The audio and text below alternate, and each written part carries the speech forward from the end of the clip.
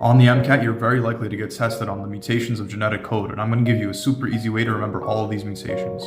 Starting with the most common start codon, AUG, which encodes the amino acid methionine and establishes the reading frame for the ribosome to follow. So there are three stop codons in the genetic code: UAG, UAA, and UGA. These codons signal the end of the polypeptide chain during translation, and these codons are also known as nonsense codons or termination codons, as they do not code for an amino acid.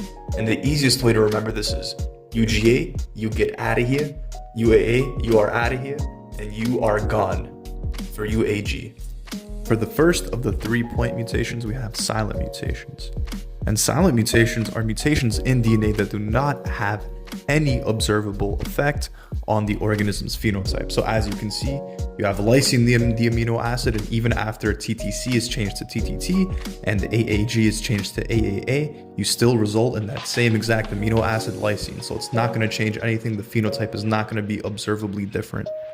A missense mutation can change one letter in the code, and thereby it changes one amino acid completely. So in this example, we have a glycine changing into alanine.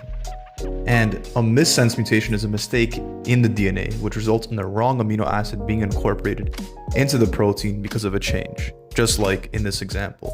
And that single DNA sequence change results in a different amino acid codon, which the ribosome recognizes. And changes in an amino acid can be very important to the function of a protein. It can completely change its function. A nonsense mutation is the substitution of a single base pair that leads to the appearance of a stop codon, where previously there was a codon specifying an amino acid, but now there isn't. And the presence of this premature stop codon results in the production of a shortened and likely non-functional protein. Now this protein cannot function, it cannot be transcribed or translated, it is done.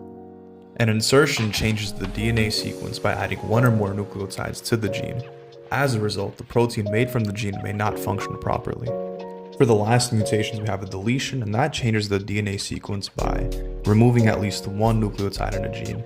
And this deleted DNA may alter the function of the affected protein or proteins.